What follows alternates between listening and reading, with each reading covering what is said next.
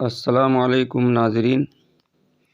سعودی عرب کے کس علاقے میں سب سے پہلے روزہ کھولا جاتا ہے اور سب سے آخر میں کھولا جاتا ہے؟ اسی کو جاننے کے لیے ہماری اس مکمل نیوز کو سنیں۔ یہ نیوز ہم UN اردو کے ذریعے سے جو ہم تک پہنچی ہے، یہ نیوز آپ تک ہم بھی پہنچانے کی کوشش کر رہے ہیں۔ ناظرین، سعودی عرب میں رواں سال رمضان کا پہلا روزہ ربع الخالی صحرا کے جنوب مشرقی سمت میں واقع قریہ الزمول سرحدی چیک پوسٹ پر کھولا گیا۔ یہاں افطار 5:30 پر کیا گیا۔